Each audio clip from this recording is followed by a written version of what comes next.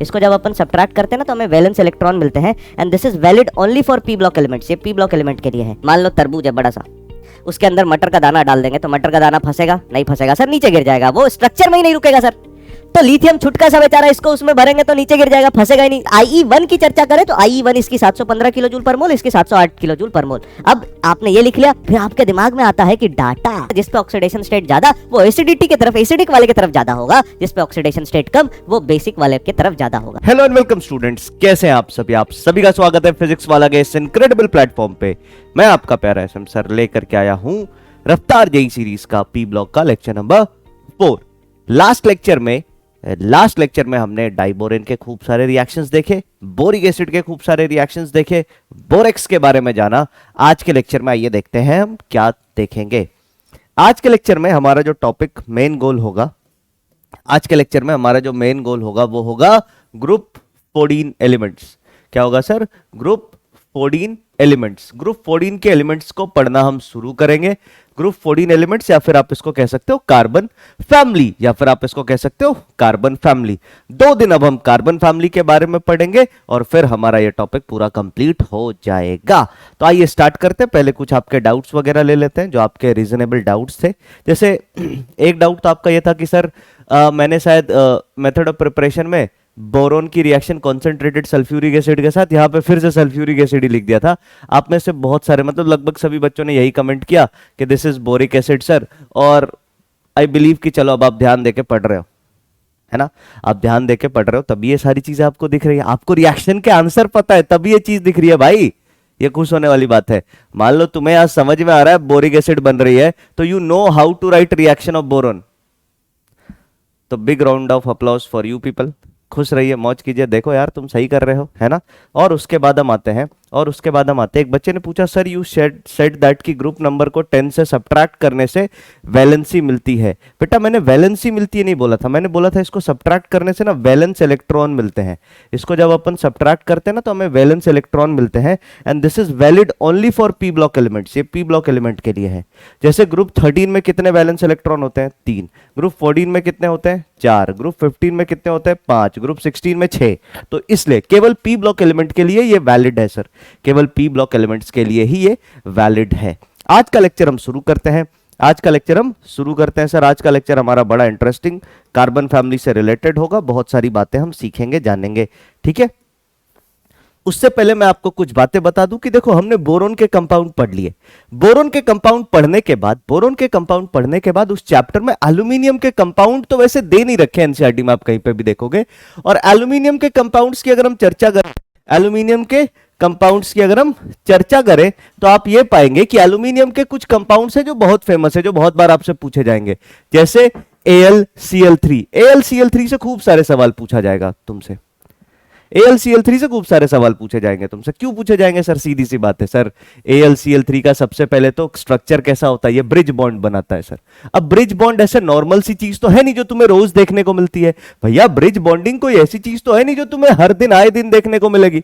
और जो चीज आए दिन देखने को नहीं मिलती वही थोड़ी सी स्पेशल होती है।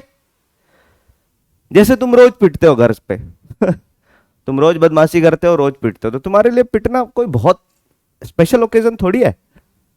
तुम्हारे घर पे तुम्हें प्यार किया जाए, अच्छे से बात किया जाओ, आज मेरा बेटा कितना पढ़ा है, ये अच्छी बात है है ना? लात घूसा तो तुम रोज ही खाते हो, तो तुम्हारे लिए वो नॉर्मल बात है। किसी दिन तुमसे प्यार से बात किया, आज पिटे ही नहीं, तो वो तुम्हारे लिए स्पेशल बातें होंगी। वैसा ही सेम यहाँ पे कि सर नॉर्मल बॉन्डिंग तो सब करता पर ब्रिज बॉन्डिंग इज स्पेशल।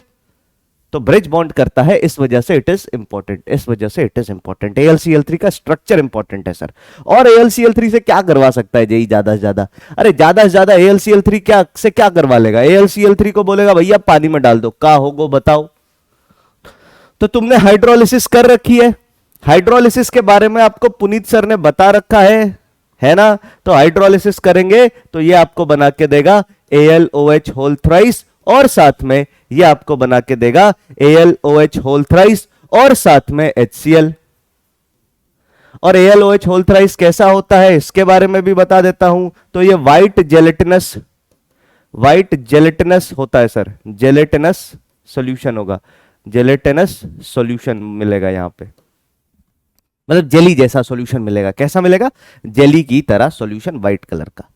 ये बात हो गई एल्यूमिनियम की। एल्यूमिनियम से रिलेटेड और क्या पूछ सकता है सर? बस इतना ही? नहीं सर, एक बात और बचती है जो तुम कम जानते हो जिसके बारे में।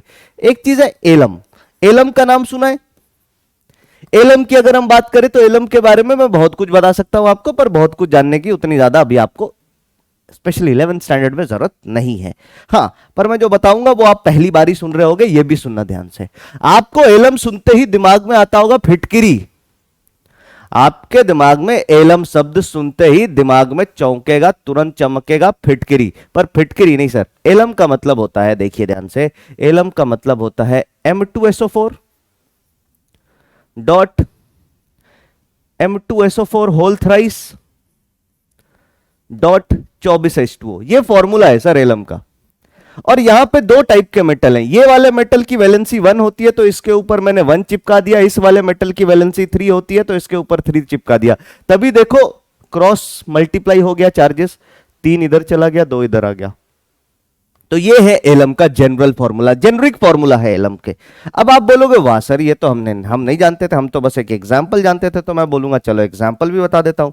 एक एलम होता है जिसको तुम सभी जानते हो, और बचपन में जब तुम इसको सीखे थे तो पूरे गांव शहर एकदम हल्ला कर देते थे कि अब तो हम फिटकिरी फॉर्मूला जानते हैं, अब बस नोबेल प्राइज आने ही वाला है। बच्चों को ऐसा ही लगता है सर? तुम केमिस्ट्री लैब में चले जाओ, मेरे साथ भी ऐसा था। ऐसा नहीं कि तुम ही ऐसे हो, मेरे साथ भी ऐसा था, तभी मैं बता रहा हूं। तुम केमिस्ट्री लैब में चले जाओ, केमिस्ट्री लैब में कितने केमिकल रखे रहते हैं, आप जाओ वहां पे, आपको ऐसे फीलिंग नहीं आती यार इन दोनों को मिलाएंगे तो बस अब बस नोबेल पुरस्कार पे, नोबेल प्राइज पे मेरा नाम लिख गया है, बस दिन बाकी है कि देना है। अरे ऐसी फीलिंग आती है ना, कुछ नया बनाएंगे। या तो एक वो कार्टून था डेक्स्टर की लेबोरेटरी में डेक्स्टर था, या दूसरा आविष्कारक हम हैं, दूसरा है ना, दूसरे साइंटिस्ट हम ही है। ऐसी फीलिंग आती है सर। तो एलम के बारे में बताया तो सबसे पहला एलम जो आप जानते थे that was a potash alum. Potash alum का फॉर्मूला होता है K2SO4 dot Al2SO4 whole thrice dot 24H2O। आप बोलेंगे वाह सर ये बात तो समझ में आ गई, अब तो बढ़िया बढ़िया बढ़िया सर। उसके बाद एक एलम और होता है, उसके बाद एक एलम और होता है सर। ये तो हो गया पोटाश एलम, ये हो गया पोटाश एलम। फिर इसके बाद एक एलम होता है जिसको हम कहते हैं क्रोम एलम। फिर इसके बाद एक एलम होता है जिसको हम कहते हैं क्रोम एलम। क्रोम एलम क्या होता है सर? तो सिंपल, K2SO4 लिया डॉट एल्यूमिनियम के जगह क्रोमियम लगा दिया, एल्यूमिनियम के जगह क्रोमियम लगा दिया। देखना एलम का मतलब एल्यूमिनियम नहीं होता है सर, एलम का मतलब इस फॉर्म का सॉल्ट। अब क्रोमियम लगा दिया तो यहां पे Cr2SO4 होल थ्राइस आपने पढ़ा होगा, क्रोमियम का +3 का कंपाउंड Cr2O3। यहां पे ये +3 ये -2, क्रोमियम +3 में होता है सर। ये कंपाउंड एम्फोटेरिक नेचर का है सर। वापस आते हैं तो यहां पे 3.24H2O, यो हो गया क्रोम एलम। एक एलम और आप जान लो जो आपके जीवन में कभी ना कभी आता ही रहेगा, उसका नाम है फेरिक एलम। उसका नाम है फेरिक एलम। फेरिक एलम क्या होता है सर? फेरिक एलम क्या होता है सर? तो फेरिक एलम होता है, अब देखो यहां पे पोटेशियम भी बदल जाएगा, ऐसा कोई जरूरी नहीं कि ये पोटेशियम ही हो। फेरिक एलम क्या होता है सर? तो फेरिक एलम होता है NH4 whole twice SO4 dot Fe। अब फेरिक है तो आयरन आ गया, Fe2SO4 होल थ्राइस। यो है भैया फेरिक एलम, ये है आपका फेरिक एलम। अब आप बोलोगे अच्छा सर इतनी सारी बातें तो बता दी, इसका मतलब ये भी बता दो ना कि M1 वाले कटायन कौन कौन से हो सकते हैं और M3 वाले कटायन कौन कौन से हो सकते हैं। तो मैं बोलूंगा ठीक है थोड़ा सा सब्र रखो, इसको भी बताता हूं। अगले पेज पे आते हैं सर। मैंने बोला 2 टाइप के कटायन होंगे, एक कटायन होगा M1 वाला। M1 वाले कटायन को हम बोलेंगे यूनिपॉजिटिव कटायन। M1 वाले कटायन को हम बोलेंगे यूनिपॉजिटिव कटायन। यूनिपॉजिटिव कटायन की अगर हम बात करें तो इसके एग्जाम्पल, मतलब इस पे +1 चार्ज होगा, इसका एग्जाम्पल क्या क्या हो सकता है सर? तो इसके एग्जाम्पल में मैं एक बहुत विशेष बात कहूंगा, +1 चार्ज कहां मिलेगा? आप सभी चीख चिल्ला के कहेंगे alkali metal alkali metal alkali metal. मैं बोलूंगा लिख दो सभी अल्कली मेटल। तो लिथियम प्लस है ना, फिर सोडियम प्लस, फिर पोटेशियम प्लस, फिर रुबिडियम प्लस, फिर सीजियम प्लस। क्या यही केवल +1 वाले होते हैं? नहीं सर, अभी एक एग्जांपल तो देखा जिसमें हमने देखा अमोनियम +1 और थैलियम +1 एटसेट्रा। इसको लिखने के बाद एक विशेष बात जो आप लिखने के बाद ही करेंगे सर, इसको लिखने के बाद ये +1 वाले आयन जो हमें नॉर्मली दिखेंगे, इसको लिखने के बाद लिथियम को घेर करके, लिथियम वा को घेर के आप साइड में लिख लेना कि लिथियम एलम नहीं बनाता, एलम नहीं बनाता, लिथियम एलम नहीं बनाता है सर। आपको कभी भी लिथियम का एलम नहीं दिखेगा। सिंपल सा रीजन है, आपको वो तरबूज वाला कॉन्सेप्ट समझाया था। मान लो तरबूज है बड़ा सा, उसके अंदर मटर का दाना डाल देंगे तो मटर का दाना फंसेगा? नहीं फंसेगा सर, नीचे गिर जाएगा, वो स्ट्रक्चर में ही नहीं रुकेगा सर। तो लिथियम छुटका सा बेचारा, इसको उसमें भरेंगे तो नीचे गिर जाएगा, फंसेगा ही नहीं, जमीन पे धराशायी। तो ये बनेगा ही नहीं सर, ये कभी भी एलम बनाएगा ही नहीं। दूसरा आयन जो था वो M3 था। M3 जो है ये क्या है सर? Try positive cation. ये क्या है सर? Try positive cation. अब ट्राई पॉजिटिव कटायन के कैटेगरी में कौन कौन आएगा? ट्राई पॉजिटिव कटायन के कैटेगरी में कौन कौन आएगा सर? तो इसके एग्जांपल देख लेते हैं। इसका एग्जांपल Fe3+, देखा अभी, Al3+, ये भी देखा अभी, गैलियम 3+, ये भी देखा अभी। अच्छा ये तो नहीं देखा सर, पर होता है सर, गैलियम 3+ है ना, एल्यूमिनियम 3+, क्रोमियम 3+, ये देखा अभी, एटसेट्रा। ये सभी आपको कहां देखने को मिलेंगे सर? आपके मन में एक सवाल आएगा, सर कल आप बता रहे थे कि थैलियम भी 3+ बनाएगा, तो थैलियम 3+ नहीं हो सकता है क्या? मैं बोलूंगा नहीं सर, ये स्टेबल नहीं होता। थैलियम अगर कहीं पे भी हो तो याद रखना थैलियम +1 में ही होगा, थैलियम +3 में कभी भी नहीं होगा सर। थैलियम हमेशा +1 में होगा। और इसके पीछे एक रीजन समझाया था, वो रीजनवा को कहते हैं इनर्ट पेयर इफेक्ट। उस रीजन को क्या कहते हैं लाला? Inert pair effect. उस रीजन को क्या कहते हैं? Inert pair effect. तुम्हें जीवन में भी इनर्ट रहना है सर, तरक्की करने का सबसे बढ़िया तरीका यही है सर, जीवन में सक्सेसफुल होने का सबसे बढ़िया तरीका यही है सर। इनर्ट हो जाओ, भूल जाओ आसपास के लोगों को, नजर ही मत आओ सर, पता ही नहीं होना चाहिए तुम्हारे आसपास में कि तुम हो भी जिंदा। दिखो ही मत, बाहर ही मत निकलो घर से, दोस्ती यारी एकदम छोड़ दो। कोई पूछे कि, मान लो तुम्हारे घर में बोल दो कि कोई पूछे कि अंकल या आंटी, तुम्हारे पिताजी माताजी से, कि अंकल आंटी चिंटुआ नहीं दिख रहा है, बीमार उमार है का? बोलो वो तो नानी के यहां चला गया, या कहीं और ही भेज दो सर। क्योंकि दोस्त जितने मिलेंगे उतना समय खराब करेंगे, सीधी बात है, जितनी ज्यादा दोस्ती उतना समय खराब। और जीवन में अभी तो समय खराब नहीं करना है, करना ना यार, कॉलेज चले जाना, वहां करना समय खराब, बहुत मौका मिलेगा, वहां भर भर के मौका मिलेगा। पर अभी समय बचा लो यार, अभी बचा के लगा लो किसी चीज पे, और अच्छी चीज पे लगाओगे तो you will get return obviously. हाँ वापस आते हैं, तो ये इनर्ट पेयर इफेक्ट की वजह से केवल यही मिलेगा सर, +3 नहीं मिलता है, इस बात को ध्यान में रखिएगा। एक दो पॉइंट आपको जाते जाते और बता देता हूं, दो पॉइंट आपको जाते जाते और बता देता हूं, जिसको आप लिख लीजिए। पहला पॉइंट ये है कि if alum contains transition metal ion, if alum contains transition metal ions, then it is colored, then it may be colored.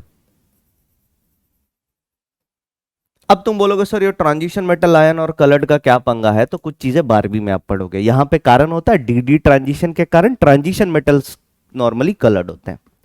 और दूसरे पॉइंट पे चले हम, और हम दूसरे पॉइंट पे अगर चलें तो दूसरा पॉइंट यह है कि all alums are isomorphous. All alums are isomorphous. अब आइसोमॉर्फस क्या होता है सर? आइसोमॉर्फिज्म क्या होता है? तो आपको सर ने बता रखा है, पुनीत सर ने।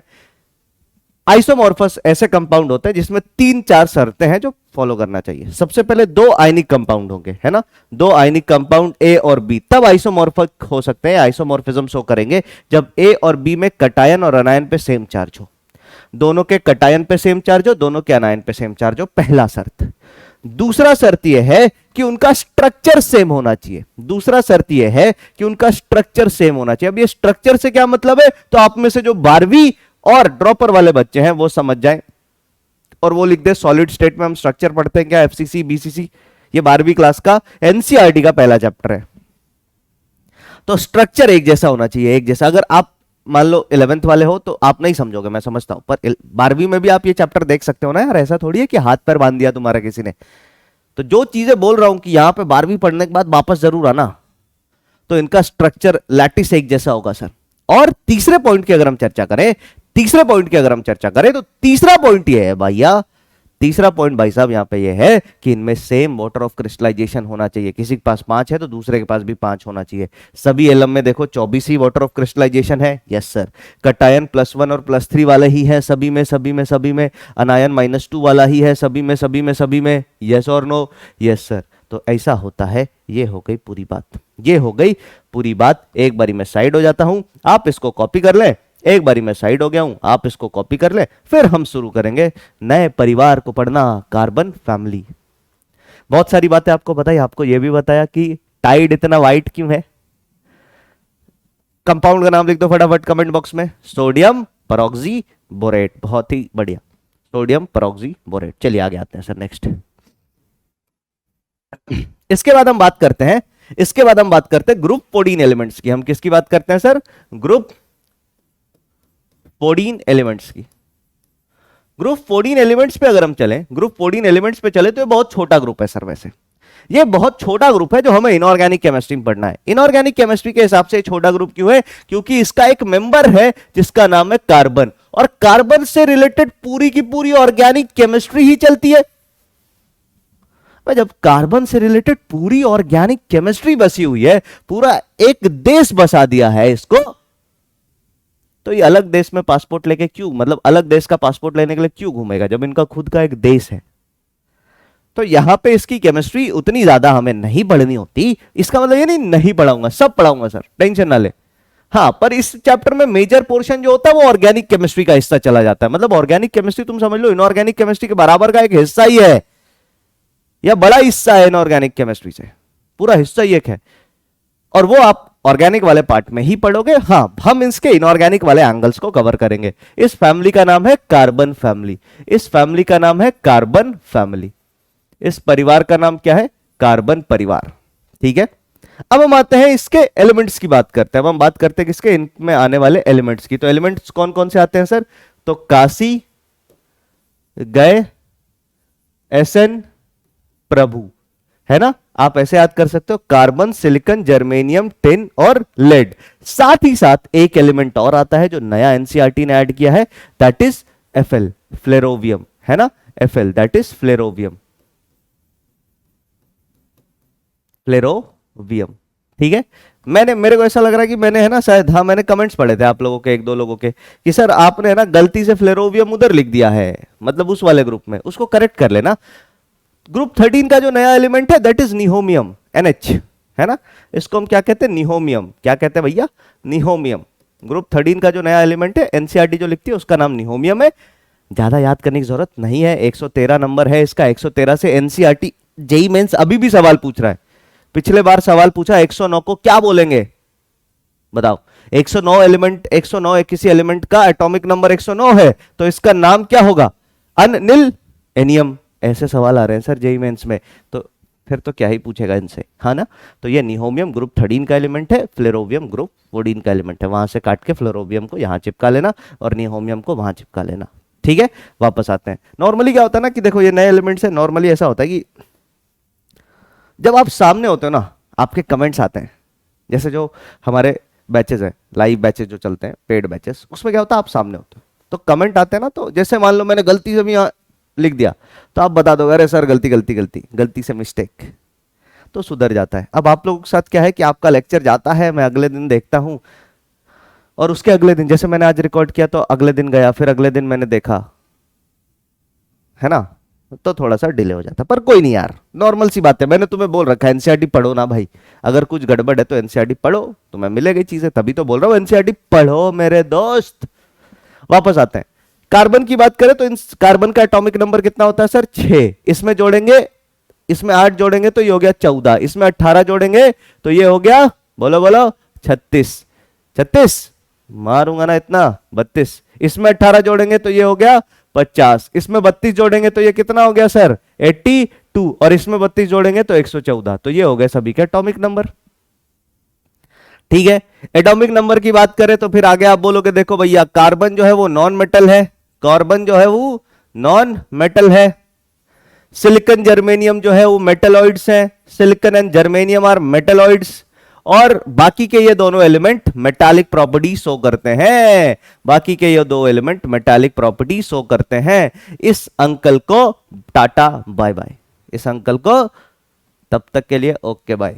ठीक है, तो इस अंकल को यहीं रहने दिया, इन अंकल को छोड़ दिया, बोला तुम्हारी बस इतनी बात करनी थी, नाम निकलो, साइड हट जाओ। तो इन अंकल का नाम जाना और नाम जानते ही बाय बाय टाटा करके साइड लाइन कर दिया। उसके बाद हम आते हैं इनकी प्रॉपर्टीज पे चलते हैं सर। सबसे पहले हम क्या पढ़ते हैं आपको पता है, सबसे पहले हम फिजिक्स पीरियोडिक प्रॉपर्टीज पढ़ते हैं। तो हम आते हैं इनकी पीरियोडिक प्रॉपर्टीज पे, हम आते हैं इनकी पीरियोडिक प्रॉपर्टीज पे। पीरियोडिक प्रॉपर्टीज की अगर हम बात करें किसकी सर, ग्रुप 14 की, ग्रुप 14 एलिमेंट की पीरियोडिक प्रॉपर्टीज की बात करें तो सबसे पहली पीरियोडिक प्रॉपर्टी एटॉमिक साइज है। एटॉमिक साइज तो मुझे लगता है तुम लोग सभी एकदम चीख चिल्ला के लिख दोगे, साइज। एटॉमिक साइज की बात करें तो कार्बन से बड़ा, सिलिकॉन से बड़ा, जर्मेनियम से बड़ा, टिन से बड़ा, लेड। क्लियर हो? Yes sir. उसके बाद एक एक्सेप्शनल प्रॉपर्टी है आयनाइजेशन एंथैल्पी। आयनाइजेशन एंथैल्पी की अगर हम चर्चा करें तो इसमें आयनाइजेशन एंथैल्पी का ऑर्डर क्या होता है, बहुत सारे लोग थोड़ा सा गलत लिख देते हैं सर, एनसीईआरटी नहीं देखोगे तो गलत लिखोगे ही, इसी के लिए एनसीईआरटी देखते रहना है इसमें, है ना, एनसीईआरटी को गौर करना। आप एनसीईआरटी में जाओगे तो एनसीईआरटी में एक टेबल बना है जिसमें इनके 4 आयोनाइजेशन एंथैल्पीज निकाल के दे रखी है, IE1, IE2, IE3, IE4, चारों का ऑर्डर लिख रखा है सर। उस ऑर्डर के डेटा पे अगर हम जाएं, एनसीईआरटी के डेटा पे जाएं तो डेटा के हिसाब से कार्बन का सबसे ज्यादा, फिर सिलिकॉन का, फिर जर्मेनियम का, आप बोलोगे फिर टिन आना चाहिए सर, पर उस डेटा के हिसाब से पहले आएगा लेड और लेड के बाद आएगा टिन। यहां पे ये याद रखिएगा जो लेड है, यहां पे ये याद रखिएगा जो लेड है इसकी वैल्यू जो होती है, वैल्यू मुझे जहां तक याद आ रही है, एक की होती है 715 और इस वाले की होती है 708। मैं IE1 की बात कर रहा हूं, IE का मतलब IE1, बाकी आई छोड़ दो, भूल जाओ सर, वो कंपेयर करने को पूछेगा भी नहीं। पर IE1 की चर्चा करें तो IE1 इसकी 715 किलो जूल पर मोल, इसकी 708 किलो जूल पर मोल। अब आपने ये लिख लिया, फिर आपके दिमाग में आता है कि डाटा, तो याद रखना मेरी एक बात, जब भी डाटा दूं तो data is only for validation. उसके बाद डाटा को करो, डाटा को करो टाटा, डाटा को tata, no need of data, आगे बढ़े, no need of data, data को करो टाटा, आगे बढ़े सर। तो ये होता है, यहां पे ध्यान रखना। और आप पूछोगे सर ये हो तो गया, एनसीईआरटी देख लोगे उसके बाद, अगर भरोसा नहीं करते हो तो एनसीईआरटी भी जाके देखोगे, वैसे एनसीईआरटी देखनी ही चाहिए, भरोसा करो चाहे ना करो, एक बारी पढ़ना तो चाहिए ही तुम्हें। एनसीईआरटी देखोगे तो तुम बोलोगे हाँ सर ये तो समझ में आ गया, अब कारण बताओ सर, कारण भी तो बताओ ऐसा क्यों होता है। तो इसके पीछे रीजन क्या है, देखो इसके पीछे रीजन क्या है मैं आपको बता देता हूं, एक ट्रिक बताता हूं आपको, मैं आपको एक ट्रिक बताता हूं आज। ट्रिक क्या है सर, कि याद रखना कभी भी कोई भी गड़बड़ी, कभी भी कोई भी गड़बड़ी आपको 5th से 6th पीरियड के बीच में देखने को मिले, 5th से 6th पीरियड के बीच में देखने को मिले तो 10 में से 9, 9.5, 9.9 टाइम्स क्या होगा, इसका रीजन होता है लैंथेनाइड कॉन्ट्रैक्शन। 10 में से 9.5 बार लैंथेनाइड कॉन्ट्रैक्शन। और लैंथेनाइड कॉन्ट्रैक्शन सर ने भी बता रखा है, अपुन ने भी बता रखा है। लैंथेनाइड कॉन्ट्रैक्शन के कारण साइज छोटा हो जाता है, साइज छोटा हो जाता है मतलब ये न्यूक्लियस के, साइज तो छोटा नहीं होता, ये न्यूक्लियस का फोर्स बढ़ जाता है सर, इस पे न्यूक्लियस का फोर्स इसके आउटर मोस्ट इलेक्ट्रॉन पे बढ़ जाने से उस इलेक्ट्रॉन को निकालने में ज्यादा एनर्जी लगती है, उसी को हम कह देते हैं, उसी के कारण इसकी आयनाइजेशन एंथैल्पी बढ़ जाती है सर। आगे बढ़े क्या, बोलो हाँ या ना, आगे बढ़े क्या। तो केवल इतनी प्रॉपर्टी नहीं सर, इसकी और भी बहुत मजेदार प्रॉपर्टीज हैं इस चैप्टर में ना, और भी बहुत मजेदार प्रॉपर्टीज हैं सर, बस इतनी प्रॉपर्टी नहीं है। उसके बाद हम बात करते हैं, सब एनसीईआरटी के डेटाज हैं सर, ध्यान रखिएगा, मतलब डेटा आपको याद नहीं रखना है। उसके बाद हम बात करते हैं किसकी, मेल्टिंग पॉइंट की। किसकी बात करते हैं सर, मेल्टिंग पॉइंट। अब मेल्टिंग पॉइंट की अगर हम बात करें, मेल्टिंग पॉइंट की अगर हम बात करें तो मेल्टिंग पॉइंट का ऑर्डर क्या होता है सर, कार्बन सबसे ज्यादा, कार्बन के बाद सिलिकॉन, सिलिकॉन के बाद जर्मेनियम, जर्मेनियम के बाद टिन आना चाहिए, जर्मेनियम के बाद आना कौन चाहिए सर? टिन आना चाहिए, पर आते कौन है? लेड अंकल आ जाते हैं और उसके बाद टिन आता है। यहां पे क्या हुआ सर आपके साथ? तो आज के डेट में है ना, आज के डेट में एक ट्रेंड चला हुआ है। आज के डेट में मीमर्स की दुनिया में एक ट्रेंड चला हुआ है, हर चीज में कहीं ना कहीं एम घुसा देते हैं। जैसे मान लो मुझे बोलना है हेलो, तो वो ऐसे लिख देंगे। हेलो बोलना है तो ऐसे लिख देंगे हेमलो। अब तुम इस एम को हटा के पढ़ लो तो तुम्हें समझ में आ जाएगा क्या है। तो ये तुम्हारे साथ क्या हो गया है सर? ये तुम्हारे साथ हुआ है धोमका। क्या हुआ है? ये तुम्हारे साथ धोमका। अब धोमका में एम हटा लो, तुम्हें पता लग जाएगा क्या है। ये तुम्हारे साथ क्या हो गया है? धोमका। ठीक है सर। आगे आते हैं नेक्स्ट। उसके बाद अगर मेल्टिंग पॉइंट के बाद हम बॉइलिंग पॉइंट की बात करें। अच्छा, मेल्टिंग पॉइंट का मतलब क्या है सर? मेल्टिंग पॉइंट का मतलब है सॉलिड से लिक्विड बनाने के लिए कौन सा टेम्परेचर है। सॉलिड से लिक्विड बनाने के लिए कौन सा टेम्परेचर है, ये मेल्टिंग पॉइंट की बात है। उसके बाद हम अगर बॉइलिंग पॉइंट की बात करें, बॉइलिंग पॉइंट में बॉइलिंग पॉइंट कब हम लेंगे? तो जब हम लिक्विड को किस में कन्वर्ट कर रहे हैं सर? जब हम लिक्विड को कन्वर्ट कर रहे हैं गैस में, है ना। और यहां पे जो टेम्परेचर रिक्वायर्ड है वो इस वाले पॉइंट में आएगा। इसकी बात अगर हम करें, बॉइलिंग पॉइंट की अगर हम बात करें, तो याद रखना बॉइलिंग पॉइंट में कार्बन का कोई अस्तित्व, बॉइलिंग पॉइंट के लिए कार्बन का ऑर्डर हम एक्सेप्ट मतलब नहीं लिखते हैं। इसमें सिलिकॉन सबसे ज्यादा, सिलिकॉन के बाद जर्मेनियम, जर्मेनियम के बाद टिन, टिन के बाद लेड। इसमें कोनो एक्सेप्शन नहीं होता है सर। बॉइलिंग पॉइंट में कोई एक्सेप्शन नहीं होता है। बस इतना याद रखना, बस इतना याद रखना, कार्बन को बॉयल नहीं करते। कार्बन बॉयल नहीं होता। अरे इतना ज्यादा टेम्परेचर पे बॉयल होता है। अब तुम परमाणु बम विस्फोट करोगे कार्बन को बॉयल करने के लिए? नहीं ना। जाने दोगे? जाने दोगे सर? तो जाने दिया इसको, इसको जाने दिया सर। ठीक है, इसमें अब गाना मत गाने लगना, जाने तुझे देंगे नहीं वाला। उसके बाद एक और प्रॉपर्टी है जो बहुत इंपॉर्टेंट है। उसके बाद एक और प्रॉपर्टी है जो बहुत इंपॉर्टेंट है, जिसको हम बोलते हैं catenation power. Catenation power. Catenation power की अगर हम बात करें, कैटिनेशन पावर की अगर हम बात करें, तो कैटिनेशन को हम बोलते हैं सेल्फ लिंकिंग प्रॉपर्टी। क्या बोलते हैं? आपने 10वीं स्टैंडर्ड में फिर से इसको रटा होगा। तुम कहीं वो बैच वाले तो नहीं हो जिसने बोर्ड एग्जाम नहीं दिया है? कमेंट कर देना कि हाँ सर हम ही वो बैच हैं जिसने बोर्ड एग्जाम ऐसे ऐसे में निकाल दिया है। कमेंट करके बता देना भाई 11वीं वालों, तो अच्छे से और अच्छे से बताऊंगा। काहे फिर तो तुम कमेंट कर दोगे सर वो बोर्ड एग्जाम में ना कार्बन वाला चैप्टर है हटा दिया था, कार्बन वाला chapter was not included there in the board exam sir, so we didn't study it. ऐसा तो बता देना मेरे भाई, ठीक है, तुम्हारे फायदे की बात है। ऐसे तुम्हें लग रहा होगा कि सर बेइज्जत कर रहे हैं, वैसे sir student are made for बेइज्जती।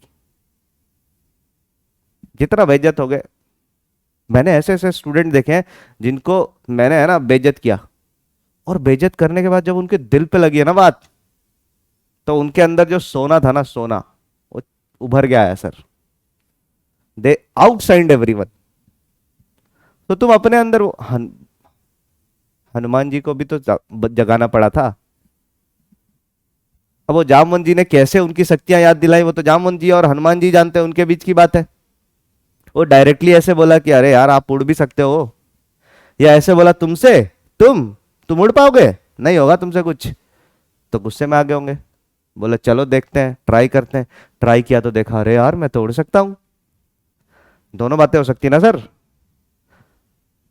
तो इसको हम कहते हैं, तो बता देना सर कि हाँ सर हम वही वाले, मतलब हाँ सर, बस हाँ सर बोल देना, मैं समझ जाऊंगा कि हाँ सर जैसा आप कह रहे थे, वी एग्री सर। तो सेल्फ लिंकिंग प्रॉपर्टी को हम कैटिनेशन बोलते हैं। सेल्फ लिंकिंग प्रॉपर्टी को हम कैटिनेशन बोलते हैं। सेल्फ लिंकिंग प्रॉपर्टी का मतलब क्या है सर? सेल्फ लिंकिंग प्रॉपर्टी का मतलब है, देखो कार्बन है ना, कार्बन से जुड़ के बहुत लंबी चेन बना सकता है। कार्बन जो है वो कार्बन से जुड़ के बहुत लंबी चेन बना सकता है।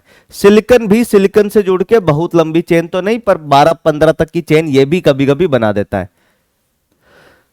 ठीक है, थोड़ा कम कर लेते हैं जैसे ऐसे तुम्हें समझ में आएगा ये, ठीक है। फिर जर्मेनियम की बात करें तो जर्मेनियम भी थोड़ा बहुत चेन बना लेता है, पर बहुत ज्यादा चेन नहीं बना पाता है। फिर जर्मेनियम के बाद टिन की बात करें तो टिन भी एक आधा चेन बना लेता है सर, पर यह भी बहुत ज्यादा चेन नहीं बनाता है सर। और लेड में कैटिनेशन प्रॉपर्टी होती नहीं है। तो कैटिनेशन का मतलब है सेल्फ लिंकिंग प्रॉपर्टी, खुद से जुड़ना, अपने आप को एक साथ चेन में सिक्कड़ में बांध के रखना। खुद से जुड़ना, अपने आप को एक साथ बांध के रखना सर। तो अगर हम कैटिनेशन पावर की बात करें, अगर हम कैटिनेशन पावर की बात करें सर, तो कैटिनेशन पावर में यह देखा गया है ऑर्डर की कार्बन की कैटिनेशन की ना कोई तुलना ही नहीं है सर। रिकॉर्ड तोड़ कैटिनेशन करता है। तुम समझ लो जितना कैटिनेशन पूरे एलिमेंट करते होंगे ना पीरियोडिक टेबल में, उससे ज्यादा तो ये अकेला कर देता है सर। तो ये अलग लेवल पे है सर, अलग लेवल पे, ये अलग ही लेवल पे है सर, कोई हिसाब किताब ही नहीं है इसका। कार्बन के बाद आता है सिलिकॉन, जो ठीक ठाक सा कैटिनेशन करता है। सिलिकॉन के बाद आता है जर्मेनियम। कुछ लोग कहते हैं जर्मेनियम और टिन लगभग लगभग बराबर कैटिनेशन करता है। आप कुछ फॉरेन ऑथर्स पढ़ोगे तो वहां बोला जाएगा कि टिन का थोड़ा सा कम है, टिन का थोड़ा सा कम है। टिन का, अब देखो टिन का मतलब वो मत समझ लेना बया हमारी चिड़िया रानी टिन के लाके महल बनाती, ये वाला टिन का नहीं। टिन का थोड़ा सा कम होता है, तो इसी के लिए अप्रोक्सीमेटली बराबर लिख दिया। और अगर कोई लेड की बात करे तो उसको देख के मुस्कुराइएगा सर। और अगर बोले लेड, लेड नहीं करता कैटिनेशन, तो उसको देख के मुस्कुराइए और मुस्कुरा के कहिए कि लेड कैटिनेशन नहीं करता, लेड कैटिनेशन नहीं करता। आप बोलोगे सर ये हिंदी में लिख रहे हो, हिंदी में क्यों लिख रहे हो? क्योंकि तुम्हारे नोट्स है सर, तुम्हें पढ़ना है। तुम्हें इंटरव्यू में नोट्स थोड़ी दिखाने हैं कि देखिए मैं कितनी मस्त इंग्लिश लिखता हूं।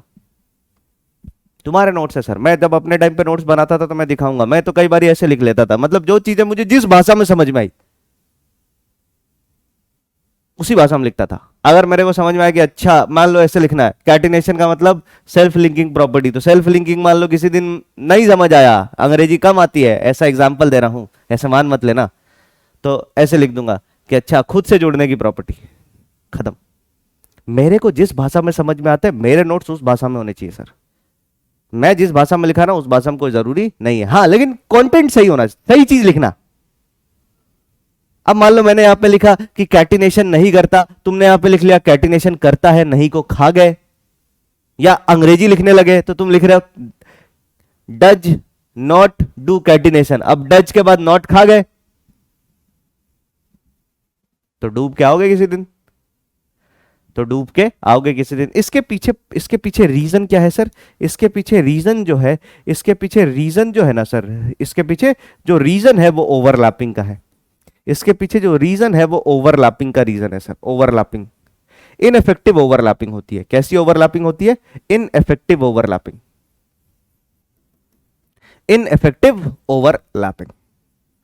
इनइफेक्टिव ओवरलैपिंग के कारण ये कैटिनेशन नहीं करते, या कैटिनेशन की टेंडेंसी धीरे धीरे धीरे धीरे गिरती जाती है, कैटिनेशन की टेंडेंसी धीरे धीरे धीरे धीरे कम होती जाती है सर। कैटिनेशन की टेंडेंसी इनकी धीरे धीरे धीरे धीरे कम होती जाती है सर। आइए आगे देखते हैं। तो ये हो गई कैटिनेशन की पावर, ये कुछ प्रॉपर्टीज थी। इनके बाद अब हम आगे चलते हैं, इनकी रिएक्टिविटीज देखेंगे, इनकी रिएक्टिविटीज देखेंगे, इनके रिएक्शंस देखेंगे, है ना, वेरियस कंपाउंड्स के साथ। तो सबसे पहले लिखिए reaction with oxygen, reaction of group 14 elements, reaction of group 14 elements with carbon.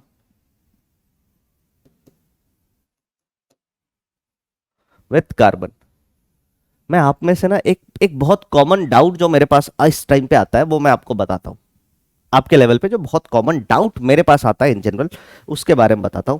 इस टाइम पे भी ना कुछ बच्चे हैं ना बहुत मैसेज करेंगे कि सर हमने अभी तक कुछ नहीं पढ़ा है, सर हमने अभी तक कुछ नहीं पढ़ा है, आगे क्या करें सर, आगे पढ़ेंगे तो क्या हो पाएगा।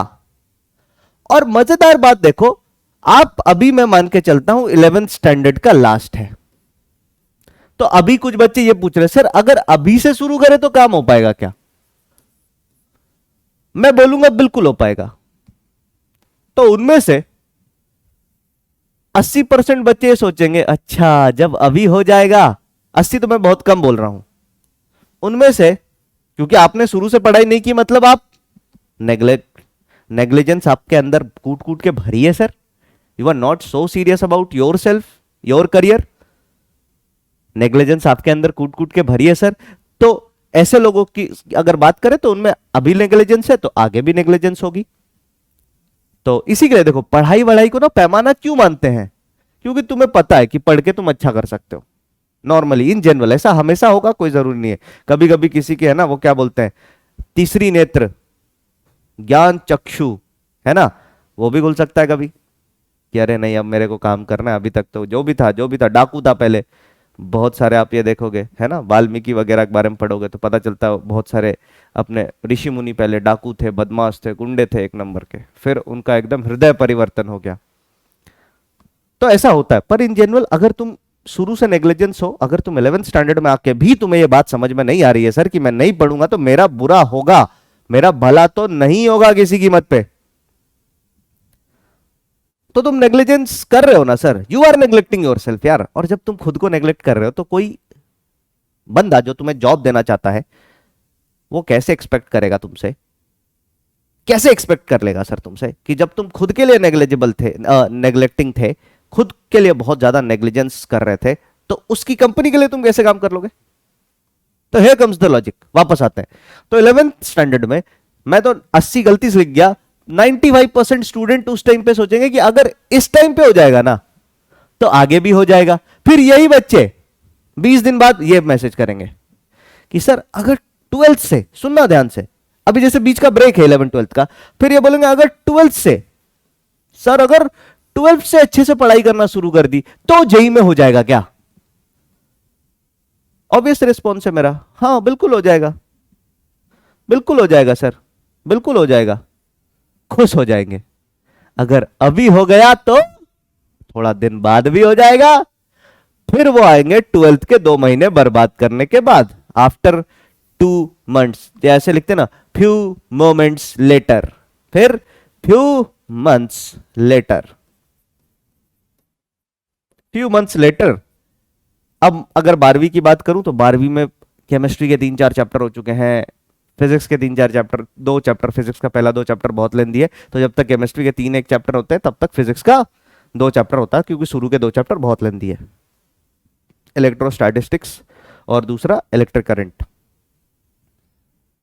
तो फिर वो आएंगे कि सर अगर अभी तक भी कुछ नहीं किया, सर अगर अभी तक भी कुछ नहीं किया तो आगे जेई हो सकता है क्या? मैं बोलूंगा देख भाई, जब तक तू ये सवाल खुद से पूछता रहेगा ना कि सर अभी तक नहीं किया, सर अभी तक नहीं किया, जब तक तुम यहां पे नहीं जोड़ के रखोगे ना, नहीं किया तो हो जाएगा क्या, तो कभी नहीं होगा sir. The harsh reality is, आपको मैं क्रूअल लग सकता हूं, आपको लगा ये कितना मतलब गजब आदमी है यार, एकदम भयंकर बेइज्जती करता है। तो जब तक तुम ये पूछोगे ना सर अभी नहीं किया, अभी करना शुरू कर दिया, अभी तक नहीं किया है सर, तो अभी तक नहीं किया है सर तो आगे हो जाएगा क्या, तो कभी नहीं होगा सर।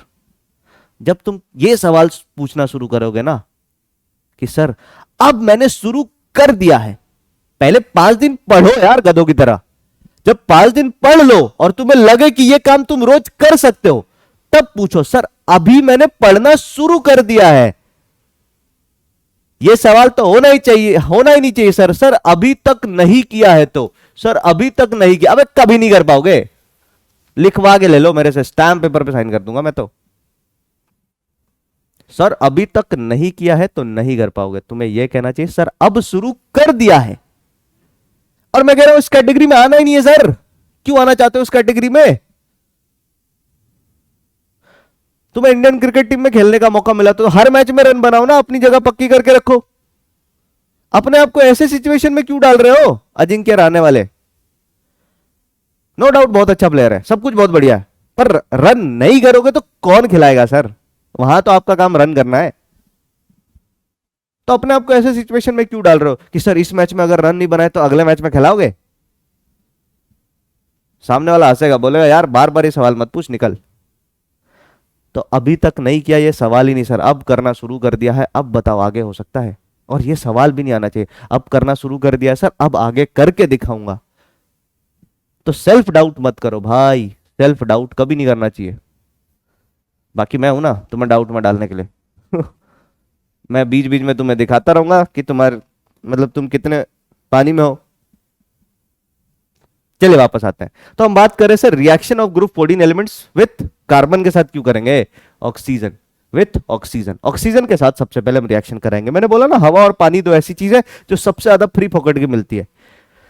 तो ऑक्सीजन के साथ O2 के साथ ये रिएक्ट करेगा। देखो आप बोलोगे सर नाइट्रोजन के साथ क्यों नहीं रिएक्ट कराते इनको? क्योंकि नाइट्रोजन ना बहुत स्टेबल है सर, नाइट्रोजन बहुत इनर्ट गैस होता है, नॉर्मली रिएक्ट नहीं करता। इन जनरल नाइट्रोजन बहुत कम लोगों के साथ, बहुत कम चीजों के साथ नेचुरली रिएक्ट कर जाता है सर। तो हम ऑक्सीजन के साथ इनके रिएक्शन की बात करें तो याद रखना they form two type of oxides, they form two type of oxides, two types of oxides, दो टाइप के ऑक्साइड्स बनाते हैं सर। कौन कौन सा? सबसे पहला मैं लिखूंगा मोनो ऑक्साइड। क्या बनाएंगे? Mono oxide. तो मोनो और फिर से ऑक्साइड में वो नहीं आता, मोनोऑक्साइड बोलते हैं इसको। और इसका फॉर्मूला होगा ईओ, ई का मतलब एलिमेंट है ग्रुप 14 का। फिर दूसरे ऑक्साइड ये जो बनाएंगे वो है डाइऑक्साइड, दूसरा ऑक्साइड ये जो बनाएंगे वो है डाइऑक्साइड, और इसका फॉर्मूला होगा EO2। इसका फॉर्मूला क्या होगा? EO2। तो दो ऑक्साइड हो गए, मोनोऑक्साइड EO, डाइऑक्साइड EO2। ये दो टाइप के ऑक्साइड ये बनाएंगे ही बनाएंगे। अब हम क्या करते हैं, इन सभी के एलिमेंटल फॉर्म में इन ऑक्साइड्स को लिख लेते हैं। जैसे मान लो EO2, कार्बन के साथ CO मोनोऑक्साइड लिखते हैं, सिलिकॉन के साथ SiO, जर्मेनियम के साथ GO, फिर टिन के साथ SNO, लेड के साथ PbO। वापस आते हैं सर डाइऑक्साइड्स पे। डाइऑक्साइड के साथ बात करें तो कार्बन के साथ CO2, सिलिकॉन के साथ SiO2, जर्मेनियम के साथ GeO2, टिन के साथ SnO2 और लेड के साथ PbO2। तो इस टाइप के ये ऑक्साइड बनाएंगे। उसके बाद आपकी एनसीईआरटी जो बात करती है इन पे, उसके बाद आपकी एनसीईआरटी जो इन पे बात करती है, दो बातें करती है। एक तो इनके नेचर पे कि कौन एसिडिक कौन कैसा, और दूसरा कौन एग्जिस्ट करता है कौन नहीं। इसको थोड़ा सा सेट करके लिख लेते हैं। ये थोड़ा सा अगर मैं देखूं तो सीधा है, ये थोड़ा सा आखिरी वाले टेढ़े हो गए, तो अच्छे से लिख लेते हैं सर। SNO PbO, SNO 2 और PbO2। तो एक मोनोऑक्साइड है, दूसरा डाइऑक्साइड। सबसे पहले नीचे वाले दोनों को घेरो, सबसे पहले नीचे वाले दोनों को घेरो। इन दोनों को घेरने के बाद साइड में मैंने आपको एक गाना लगा के सिखाया था। क्या सर? कौन सा गाना? याद नहीं आ रहा है। जनाबे अली गए पंजाब और सिंध, पंजाब और सिंध में Pb और Sn, लेड और टिन आता है, और लेड और टिन आता है तो इसका मतलब ये दोनों ही एम्फोटेरिक होंगे, इनके दोनों ही ऑक्साइड। तो ये दोनों ही ऑक्साइड एम्फोटेरिक नेचर के होते हैं अंकल। किस नेचर के होते हैं? एम्फोटेरिक नेचर के। वेरी इंपॉर्टेंट पहला सवाल तो ये दोनों एम्फोटेरिक नेचर के होते हैं। इसकी बात करें तो ये न्यूट्रल होता है, neutral oxides are also very important. इसकी बात करें, SiO की बात करें तो आपकी एनसीईआरटी कहती है डज नॉट एग्जिस्ट। आपकी एनसीईआरटी कहती है डज नॉट एग्जिस्ट, नहीं बनता है सर। ये मैंने लिख दिया है, पर लिखने के बाद यहां क्लैरिटी दे रहा हूं कि एग्जिस्ट नहीं करता। आप में से बहुत सारे लोग लिखा हुआ देखते ही चिल्लाएंगे, अरे सर क्यों लिख दिया। मैं लिख के बोल दूंगा कि ये नहीं होता, लिख के बोल दूंगा ये नहीं होता। इसकी बात करें तो ये कैसा होता है सर? ये स्लाइटली एसिडिक होता है। ये कैसा होता है? स्लाइटली एसिडिक, हल्का सा एसिडिक होता है सर। ठीक है, तो न्यूट्रल एग्जिस्ट नहीं करता, स्लाइटली एसिडिक, ठीक है भैया, और बाकी एम्फोटेरिक।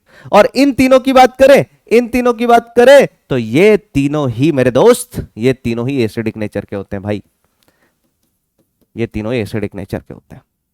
यहां तक अगर बात समझ में आ गई तो बताइए, सिंपल सी बात थी। एक मोनोऑक्साइड बनेगा, एक डाइऑक्साइड बनेगा। मोनोऑक्साइड सभी बनाएंगे, सिलिकॉन को छोड़ के, डाइऑक्साइड सभी बनाएंगे। नीचे वाले दो मोनोऑक्साइड डाइऑक्साइड, टिन और लेड के सभी ऑक्साइड एम्फोटेरिक नेचर के होंगे। टिन और लेड के सभी ऑक्साइड एम्फोटेरिक नेचर के होंगे। अच्छा, एम्फोटेरिक नेचर में भी कई बार ये भी सवाल पूछा जा सकता है, अभी तक पूछा तो नहीं है पर एडवांस पूछ सकता है सर, कभी एडवांस पूछ सकता है सर, एडवांस पूछ सकता है सर। अभी एडवांस इस बार कंडक्ट कराएगा कौन? आईडी बॉम्बे। तो बॉम्बे वाले ने कॉपी मंगवाई थी मेरे से कि SM सर थोड़ी कॉपी भेज दो, देखें अब क्या चल रहा है मार्केट में, उसी हिसाब से सवाल बनाएंगे। तो एडवांस पूछ सकता है सर। इसमें याद रखना, अगर मैं आपसे पूछूं SNO और SNO2 में कौन ज्यादा एसिडिक है, इन दोनों में एसिडिक स्ट्रेंथ बताओ, तो आप ऐसे मत बोलना सर ये तो एम्फोटेरिक है। अब एम्फोटेरिक का मतलब है बीच की लाइन में खड़े हैं, इधर भी पाला पलट सकते हैं, इधर भी पाला पलट सकते हैं।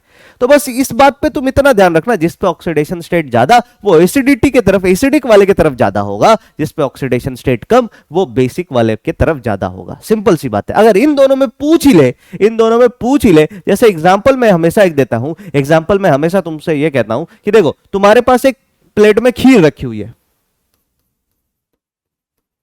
और दूसरे प्लेट में तुम्हारे पास मान लो मिर्च का अचार है, मिर्च का अचार, और तुमसे पूछ ले सवाल कि इनमें से कौन कम मीठा, तो आप बोलोगे सर खीर तो ज्यादा मीठी है तो वो कम मीठा। एक्चुअल आंसर है वो मीठा है नहीं है सर, लेकिन जब कंपैरिजन करते हैं तो करते हैं सर, बस सीधी सी बात है। अब इन दोनों में से ज्यादा मीठा ये तो कम मीठा ये, लॉजिकल बात है ना सर। तो इस तरीके से अगर आपसे कोई पूछ ले कि इन दोनों में से ज्यादा एसिडिक कौन होगा तो आप बोल दोगे SnO2, क्योंकि इस पे +4 ऑक्सीडेशन स्टेट है, इस पे +2 ऑक्सीडेशन स्टेट है। क्लियर है बात, हाँ या ना? कॉपी कर लिया, मैं एक बारी साइड हो जाता हूं, फिर हम अगले कॉन्सेप्ट्स पे चलते हैं, फिर हम अगले कॉन्सेप्ट पे चलते हैं, that is reaction with water. पानी के साथ रिएक्शन की बात करते हैं। लिखिए, reaction with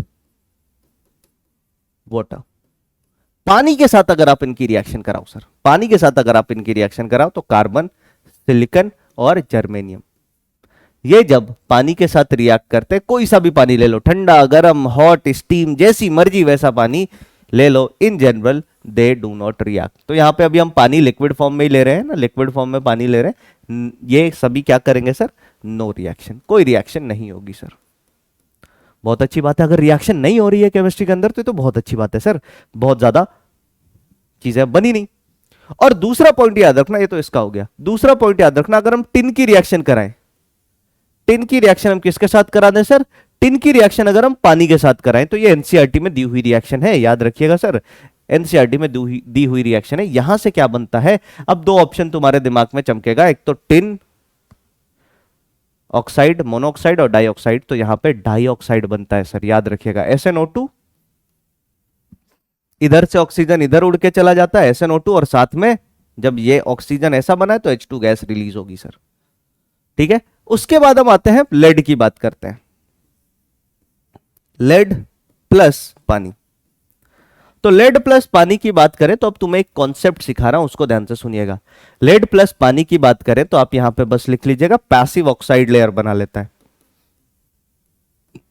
passive oxide layer is formed.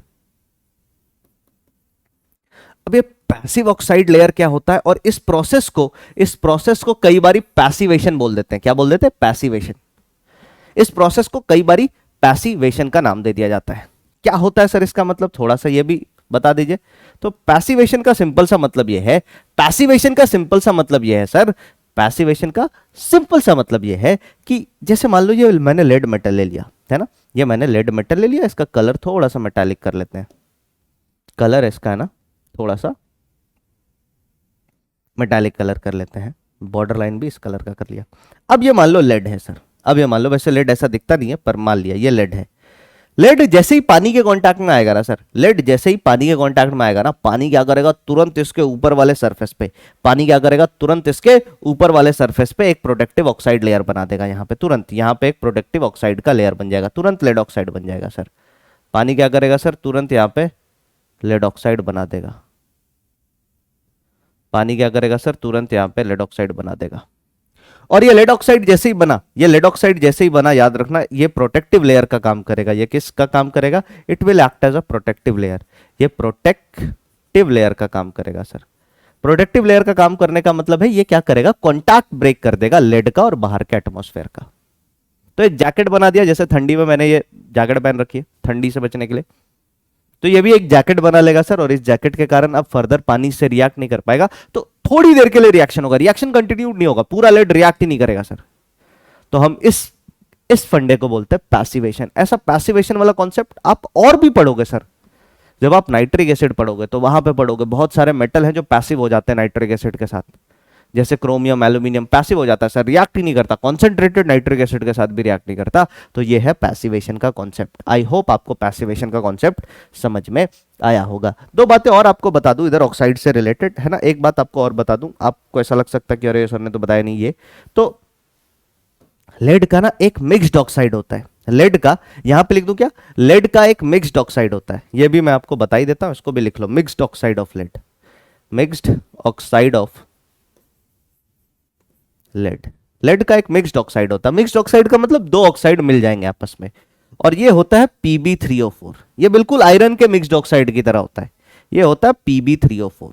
Pb3O4 दो ऑक्साइड से मिलकर बना है, कौन कौन सा, एक तो है PbO और दूसरा है PbO2। एक तो है PbO और दूसरा है PbO2, ठीक है। PbO2 को हमने 2 टाइम्स लिया, PbO को हमने 1 टाइम लिया, तो इसका 2 बार, इसको 1 बार। जब एल्जेब्रिक सम करेंगे तो देखो क्या आएगा, PbO को 2 बार लेंगे तो मैं ऐसा लिख सकता हूं, Pb2 एल्जेब्रा लिख रहा हूं सर, ये सही नहीं है लिखना, पर आंसर इससे आ जाता है, तुम इसको एल्जेब्रा की तरह जोड़ सकते हो। तो आप बोलोगे 2 लेड यहां से 1 लेड यहां से, Pb कितना हो गया 3, सर 2 ऑक्सीजन यहां से 2 ऑक्सीजन यहां से, ऑक्सीजन कितना हो गया 4, तो ये बन गया Pb3O4। तो ये होता है सिंपल रेड, है ना, मिक्स्ड ऑक्साइड। और ई ऑक्साइड का नाम जो हो, ई ऑक्साइड का नाम जो हो, इसको हम कहते हैं रेड लेड। क्या कहते हैं sir, red lead.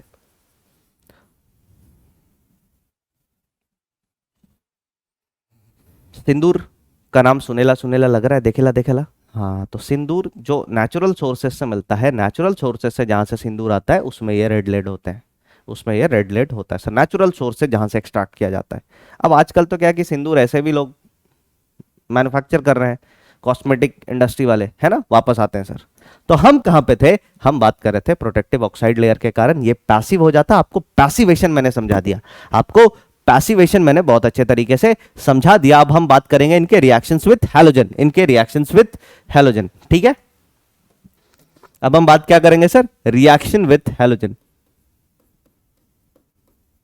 Reaction with halogen, इनके हैलोजन के साथ रिएक्शन, हैलोजन के साथ इनके रिएक्शंस की अगर हम बात करें, हैलोजन के साथ इनके रिएक्शंस की बात करें, तो आप लिखिएगा they form 2 types of halide, 2 types of halides. कौन कौन से सर, सबसे पहला डाई हलाइड, सबसे पहला डाई हलाइड्स और दूसरा टेट्रा हलाइड। एक तो डाई हलाइड और दूसरा टेट्रा हलाइड्स। डाई हलाइड की बात करें, डाई हलाइड की बात करें तो डाई हलाइड का फॉर्मूला जो होगा वो EX2 होगा, और टेट्रा हैलाइड की बात करें तो इसका फॉर्मूला EX4 होगा। EX2 और EX4, जहां पे E क्या है सर, ग्रुप 14 एलिमेंट। E क्या है sir, E is group 14 element, और X क्या है सर, हैलोजन। X क्या है सर, हैलोजन है। तो ये हो गया इसके 2 टाइप के हलाइड। इन 2 टाइप के हलाइड की अगर हम बात करें तो ये है +2 ऑक्सीडेशन स्टेट में, ये है +4 ऑक्सीडेशन स्टेट में, ठीक है। तो यहां पे कुछ कुछ पॉइंट्स ऑफ कंसिडरेशन, कुछ इंपॉर्टेंट पॉइंट्स से लिखो नोट में कि sir for lower elements, for elements down the group, element down the group,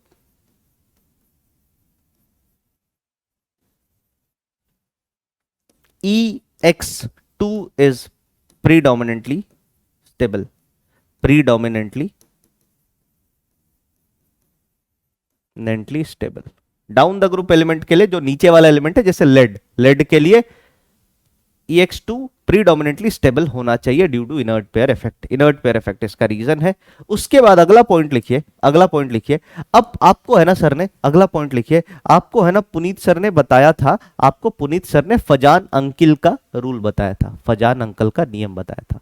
Fazan rule के हिसाब से क्या होता है, अगर कटायन पे जितना ज्यादा चार्ज आएगा, कटायन पे जितना ज्यादा चार्ज आएगा वो खींचेगा अपने इलेक्ट्रॉन उतने ही ज्यादा, और जितना ज्यादा खींचेगा उतना कोवेलेंट कैरेक्टर। तो याद रखिएगा, यहां पे आप एक पॉइंट लिखिएगा, EX4 is predominantly covalent, predominantly covalent in nature, dominantly covalent in nature. ठीक है, EX4 is predominantly covalent in nature. और आपकी एनसीईआरटी कहती है कि थांबा, आपकी एनसीईआरटी कहती है थांबा SN4 and PB4 are ionic. PBF SNF4, SN4 नहीं, SNF4 and PBF4 are ionic in nature, are ionic in nature. ये नेचर में कैसे होते हैं सर? आयनिक होते हैं। कैसन? आयनिक। ठीक है, ये नेचर में कैसे होते हैं sir? They are ionic in nature, ये आयनिक नेचर के होते हैं सर। तो एक बात तो ये क्या सर, सबसे पहले element down the group EX2 is predominantly stable, EX4 is predominantly covalent in nature. एक पॉइंट और याद रखना, मतलब 2 पॉइंट और याद रखना, तो अगले पेज पे लेके चलता हूं, दोनों पॉइंट अगले पेज पे लिखता हूं। 2 पॉइंट आप और याद रखेंगे इसी के रिगार्डिंग। पहला पॉइंट कि PbI4 डज नॉट एग्जिस्ट, मतलब आयोडीन की इतनी औकात ही नहीं है कि लेट गो +4 में लेके चला जाए। PbI4 does not exist, again from NCERT, does not exist, again from NCERT. और अगला पॉइंट जो है, अगला पॉइंट जो है वो ये है कि इन जनरल, या ऐसे लिख लो कि कोवेलेंट कैरेक्टर ऑफ PB या covalent character of EX4 is always greater than EX2। इसका मतलब कोई भी 2 आयोडाइड दे दूं, कोई भी 2, जैसे मान लो मैंने PbCl4 दे दिया, मैंने आपको क्या दिया सर? PbCl4 और PbCl2, इनमें से ज्यादा कोवेलेंट कौन होगा? मोर कोवेलेंट आपसे पूछा, ज्यादा कोवेलेंट कौन होगा? आप क्या करेंगे सर? सीधा आप बोलेंगे फजान चचा का नियम लगा लेते हैं। फजान चचा के नियम के हिसाब से ये +2 है, ये +4 है, और +4 जो है वो ज्यादा कोवेलेंट होगा, तो ये ज्यादा, हर बार EX4 ज्यादा कोवेलेंट होगा EX2 से, हर बार EX4 ज्यादा कोवेलेंट होगा EX2 से। आई होप ये बात आपको समझ आई होगी, आई होप ये बात आपको समझ आई होगी सर। तो ये थे रिएक्शन विथ हैलोजन, ये थे रिएक्शन विथ हैलोजन। चमका? हाँ या ना? ठीक है सर। अब हम क्या करेंगे, अब हम क्या करेंगे, एक एक करके इनके कंपाउंड्स की बात करेंगे। अच्छा सुनना मेरी बात ध्यान से, आप अगर एनसीईआरटी फॉलो करोगे तो एनसीईआरटी में इसके बाद आपको मिलेगा एलोट्रोप्स, एनसीईआरटी में इसके बाद आपको मिलेगा एलोट्रोप्स। एलोट्रोप्स में कल के लेक्चर में आपको बताऊंगा, एलोट्रोप्स में कल के लेक्चर में आपको बताऊंगा। हम एलोट्रोप्स कल के लेक्चर में पढ़ेंगे। हम अब आगे क्या पढ़ेंगे सर? हम आगे पढ़ेंगे, ये तो कल के लेक्चर में है ना, नेक्स्ट लेक्चर, ऐसा मत समझना स्किप कर दिया। हम अब क्या पढ़ेंगे सर? हम पढ़ेंगे केमिस्ट्री ऑफ कार्बन मोनोऑक्साइड। हम अब क्या पढ़ेंगे? Chemistry of carbon monoxide. मैं पूरा ऑर्डर बता देता हूं। तो केमिस्ट्री ऑफ कार्बन मोनोऑक्साइड पढ़ेंगे। कार्बन मोनोऑक्साइड आप मान के चलो कि इस चैप्टर का सबसे इंपॉर्टेंट टॉपिक है। केमिस्ट्री ऑफ कार्बन मोनोऑक्साइड के बाद हम पढ़ेंगे, केमिस्ट्री ऑफ कार्बन मोनोऑक्साइड के बाद हम पढ़ेंगे कार्बाइड्स के बारे में। किसके बारे में? कार्बाइड्स के बारे में। कार्बाइड्स के बारे में पढ़ने के बाद हम पढ़ेंगे सिलिकेट्स के बारे में। किसके बारे में? सिलिकेट्स के बारे में। और सिलिकेट्स के बारे में पढ़ने के बाद हम पढ़ेंगे सिलिकॉन्स के बारे में, सिलिकॉन्स के बारे में। और सिलिकॉन नहीं, सिलिकॉन, दोनों दो बातें होती हैं। सिलिकॉन के बाद फिर हम एलोट्रोप कवर करेंगे। तो इसमें से इतनी बातें तो नेक्स्ट लेक्चर में आएंगी सर। कार्बाइड, सिलिकेट, या एक काम करते हैं, अच्छा चलो ठीक है, इतनी बातें तो नेक्स्ट लेक्चर में आएंगी। हम केमिस्ट्री ऑफ कार्बन मोनोऑक्साइड शुरू करते हैं, हम केमिस्ट्री ऑफ कार्बन मोनोऑक्साइड शुरू करते हैं सर। अगर हम केमिस्ट्री ऑफ कार्बन मोनोऑक्साइड की बात करें, अगर हम केमिस्ट्री ऑफ कार्बन मोनोऑक्साइड की बात करें तो फटाफट अपनी कॉपी पे लिख लो chemistry of carbon monoxide. Chemistry of carbon monoxide, CO की केमिस्ट्री। CO की केमिस्ट्री में मैंने आपको बोला सबसे पहली चीज क्या पढ़ते हैं sir? MOP, method of preparation. सबसे पहले क्या पढ़ते हैं? Method of preparation. Method of preparation तो तुम गाना गा के लिख सकते हो सर इसके। सबसे पहले क्या? कार्बन को लिमिटेड अमाउंट ऑफ ऑक्सीजन में गर्म कर दो। लो कर दिया भैया। कार्बन सॉलिड को लिमिटेड अमाउंट ऑफ ऑक्सीजन में हीट कर दिया। ऑक्सीजन कैसा है अपने पास? लिमिटेड। ये क्या बना के देगा? ये आपको कार्बन मोनोऑक्साइड गैस बना के देगा सर। सबसे सिंपल तरीका है ना इसको बनाने का, सबसे सिंपल तरीका है ना इसको बनाने का। फिर आगे सुनिए, ये तो पहली रिएक्शन, नंबर लिखते जाइएगा सर, खूब सारी रिएक्शन बताऊंगा। फिर आप कार्बन सॉलिड की रिएक्शन, मतलब कोयला, कार्बन सॉलिड का मतलब कोयला, कोक, ये सब उसके फॉर्म है सर। कार्बन सॉलिड की रिएक्शन करवा दो किसके साथ? एयर के साथ। अब आप बोलोगे सर एयर के साथ कराने का मतलब ऑक्सीजन भी है और नाइट्रोजन भी है, और एयर लिमिटेड अमाउंट में होना चाहिए, एयर लिमिटेड अमाउंट में होना चाहिए। तो एयर के साथ सर सीधी बात है कि नाइट्रोजन से तो रिएक्ट नहीं कर पाएगा सर, इतना टेम्परेचर हम नहीं दे पाएंगे कि नाइट्रोजन से रिएक्ट करे। अच्छा ये सभी कंबशन रिएक्शन है ना, तो ये कंबशन करके आपको क्या बना के देगा, ये आपको CO प्लस N2 बना के देगा, मतलब N2 जस का तस रह जाएगा। और याद रखना CO प्लस N2 को इसका एक नाम है सर, इसका एक नाम है। CO प्लस N2 को हम किस नाम से जानते हैं, तो CO plus N2 is called producers gas. याद रखिएगा sir, very very important, producer gas. क्या कहते हैं इसको, प्रोड्यूसर्स गैस कहते हैं सर। उसके बाद हम तीसरे रिएक्शन पे आते हैं, तीसरा रिएक्शन भी बड़ा मजेदार, तीसरे रिएक्शन में हम क्या करते हैं सर, तीसरे रिएक्शन में हम कार्बन को लेते हैं सॉलिड फॉर्म में। मैंने आपको बताया था कार्बन पानी के साथ रिएक्ट नहीं करता, नॉर्मल कंडीशंस पे करता ही नहीं है सर, कोई फर्क ही नहीं पड़ेगा उसको। पे कोयला पानी में, तुम में से अगर कोई कोल माइंस के आसपास रहता है, तो तुम्हें पता होगा कि कोल माइन जहां पे होता है ना, मतलब कोयला है नीचे, खोद के निकालेंगे, कई बार उसके आसपास में बहुत ज्यादा पानी, बहुत बड़ा पानी का रिजर्वोयर होता है। जैसे मान लो ये जमीन के अंदर का हिस्सा है, यहां पे पूरा कोयला है, इधर भी कोयला है, बीच में थोड़ी सी दरार थी, इस दरार में यहां इतना पानी भर जाएगा। कई बारी कोल माइंस में ऐसा होता है, क्योंकि मैं तो ऐसी जगह पे रहा हूं जो मैंने ऐसे एक्सीडेंट्स देखे हैं, एक तो सुना है और एक तो मैंने सच में देखा है सर।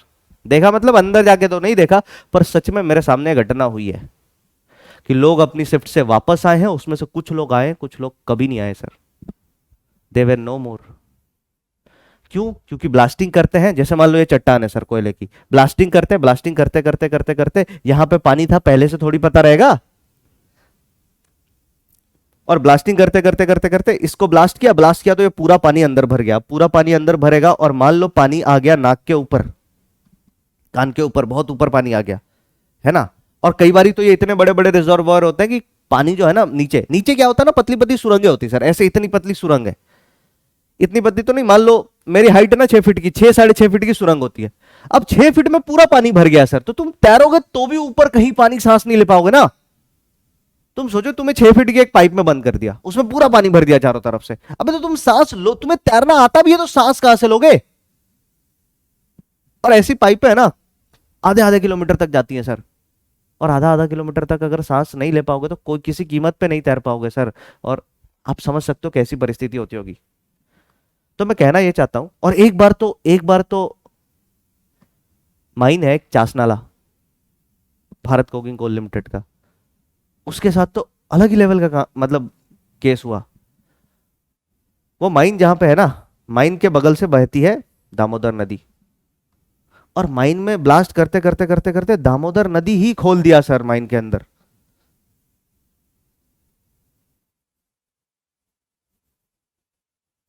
ऑन पेपर 300-350 लोगों की डेथ हुई। उस पर मूवी भी उस टाइम पे बनी थी, वो तो मेरे टाइम की नहीं थी, इट वाज इन 84-85, है ना, मैं तो उस टाइम पे मेरा कोई एग्जिस्टेंस भी नहीं था। तो उस टाइम पे दामोदर नदी खोल दी सर माइन के अंदर। ऑन पेपर 300-350 लोगों की डेथ हुई थी, ऑन पेपर। कितने लोग तो पता ही नहीं लगे होंगे सर, सोचो। तो मेरा कहने का मतलब यह है कि कोयला पानी के साथ रहता है, और पानी के साथ रहता है तो कोई रिएक्शन नहीं होती सर, ऐसे ही पड़ा रहता। पर हाँ डेंजरस है सर, डेंजरस है लाइफ। अब तो बहुत बढ़िया टेक्निक आ गई, अब तो इंजीनियर्स ने इतनी बढ़िया टेक्निक बना दी कि पहले ही 15-20 फीट ड्रिल कर लेते हैं। ड्रिल करने के बाद पहले अगर केवल ड्रिल करेंगे तो एक छोटा सा छेद हुआ, उससे पानी आएगा भी तो पानी इतने प्रेशर से नहीं आ पाएगा, पानी धीरे धीरे ही आएगा, और धीरे धीरे आएगा तो आपको टाइम मिल जाएगा पता करने का कि 15-20 फीट तक तो कोई खतरा नहीं है, ब्लास्ट करो। फिर जैसे ब्लास्टिंग खत्म हुई, 5-1 फीट बचा, फिर 15 फीट और अंदर ड्रिल कर लेंगे। तो ऐसे करके पकड़ लेते हैं। अब तो बहुत एडवांस टेक्नोलॉजी है, बहुत सारी बातें हैं, है ना। कार्बन की बात करें तो इसकी रिएक्शन हम किसके साथ कराएंगे सर, वाटर के साथ कराएंगे। पर याद रखना, ना तो कार्बन रिएक्ट करता है पानी के साथ, तो हम पानी को पहले गैसियस फॉर्म में लेके आएंगे, स्टीम के फॉर्म में लेके आएंगे सर। और कार्बन को रेड हॉट रखेंगे। कैसा रखेंगे? Red hot. और ये रेड हॉट कोक होगा सर। कोक का मतलब कोका कोला नहीं, कोक का मतलब अच्छे क्वालिटी का कोयला। कोयले को लिया, कोयले में कार्बन एनहांस करते गए, कोक बन गया। तो ये कोक। अब कोक की रिएक्शन जब आप स्टीम के साथ कराते हो, कोक की रिएक्शन जब आप स्टीम के साथ कराते हो और टेम्परेचर रखते हो 1273 केल्विन, 1273 केल्विन। टेम्परेचर कितना रखते हो सर? नियर अबाउट 1273 केल्विन ये गैसियस फॉर्म में है, तो ये आपको बना के देता है, ये वाला ऑक्सीजन कार्बन पे चला जाता है, तो ये आपको कार्बन मोनोऑक्साइड गैस और साथ में H2 गैस बना के देता है। इस रिएक्शन से जो प्रोडक्ट बना इसका भी एक स्पेशल नाम है सर। इस रिएक्शन से जो प्रोडक्ट बना इसका भी एक स्पेशल नाम है। इसको हम कहते हैं वाटर गैस या फिर प्रोड्यूसर वाटर गैस या फिर सिन गैस कहते हैं। Syn gas. सिन शब्द कहां से आया सर? तो सिन शब्द अंग्रेजी के एक शब्द से आया जिसका मतलब होता है सिंथेसिस। सिन शब्द अंग्रेजी के एक शब्द से आया जिसका मतलब होता है सिंथेसिस। जिसका मतलब क्या होता है? सिंथेसिस। सिन शब्द अंग्रेजी के एक शब्द से आया जिसका मतलब होता है सिंथेसिस। जिसका क्या मतलब होता है? सिंथेसिस। क्लियर है ये बात? बोलो हाँ या ना। तो ये कॉन्सेप्ट आपको समझ में आया होगा, ये CO+H2 वाला कॉन्सेप्ट आपको समझ में आया होगा सर। क्लियर है तो बताइए, नहीं क्लियर है तो भी बताइए। बोलिए। काहे इसको सिन गैस कहते हैं? क्योंकि ये बहुत सारे ऑर्गेनिक कंपाउंड को बनाने में काम में लिया जाता है। ये बहुत सारे ऑर्गेनिक कंपाउंड्स को बनाने के लिए काम में लिया जाता है। इस पूरे रिएक्शन का नाम दिया जाता है कोल गैसिफिकेशन रिएक्शन। बड़ा मजेदार नाम है सर। इस पूरे रिएक्शन को जो हम नामकरण करते हैं, when we name it we call it coal gasification reaction. क्योंकि कोयले को गैस बना दिया तो इसका नाम ही रख दिया coal gasification reaction. Coal gasification reaction, this reaction is called coal gasification reaction. बोलो बात समझ में आई, हाँ या ना? 2 रिएक्शन और कराता हूं, फिर आज की क्लास एंड करेंगे। आज की क्लास हम छोटी ही रखेंगे, बाकी कार्बन मोनोऑक्साइड से रिलेटेड बाकी चर्चाएं हम अगली क्लास में, क्योंकि बड़ा टॉपिक है। आज की क्लास थोड़ी छोटी रखेंगे क्योंकि अगली क्लास में हम फुल फ्लेजेड जोरदार तरीके से पढ़ाई करेंगे सर, है ना? चलिए, तो हम आते हैं कहां पे? हम आते हैं कितने चौथी रिएक्शन की हम बात करें तो चौथी रिएक्शन ये है कि आप ले लो HCOOH, फॉर्मिक एसिड, HCOOH। इसको हम क्या बोलते हैं सर? फॉर्मिक एसिड, है ना? फॉर्मिक एसिड की रिएक्शन आप डिहाइड्रेटिंग एजेंट से करा दो, मतलब कॉन्सेंट्रेटेड सल्फ्यूरिक एसिड से। कॉन्सेंट्रेटेड सल्फ्यूरिक एसिड एक डिहाइड्रेटिंग एजेंट का काम करेगा और यहां से CO बना के आपको दे देगा। यहां से आपको कार्बन मोनोऑक्साइड गैस रिलीज करा देगा सर। यहां से कार्बन मोनोऑक्साइड गैस रिलीज करा देगा, H2O खुद ही सोख लेगा सर। मतलब कॉन्सेंट्रेटेड सल्फ्यूरिक एसिड ऐसा है इसको जितना पानी पिला उतना पीता है सर। पानी का भयंकर प्यासा है सर। और दूसरी रिएक्शन आप इसी में क्या करवा सकते हो? आप ऑक्सैलिक एसिड ले लो, COOH। This is an oxalic acid. ये क्या है सर? ऑक्सैलिक एसिड है। ऑक्सैलिक एसिड के भी सेम रिएक्शन आप करवा दो, किसके साथ? कॉन्सेंट्रेटेड H2SO4 के साथ।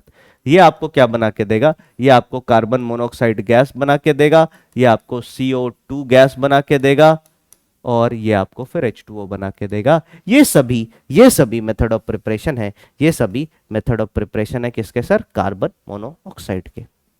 ये सभी मेथड ऑफ प्रिपरेशन है सर कार्बन मोनोऑक्साइड के। इन तरीकों से कार्बन मोनोऑक्साइड बनाया जाता है। ठीक है, आज की क्लास हम यहीं पे एंड करते हैं। आज का लेक्चर थोड़ा छोटा है, अगले लेक्चर में हम फुल फ्लेजेड बाकी सारी चीजें कंटिन्यू करेंगे। तो मिलते हैं हम अगली क्लास में, तब तक के लिए बाय बाय, टेक केयर। आप ध्यान रखें अपना और खूब मन लगा के पढ़ें सर। लिखते रहिए, याद रखिएगा, लिखते रहिए, पढ़ते रहिए। जब तक लिखेगा नहीं तब तक सोएगा नहीं। Bye bye, take care.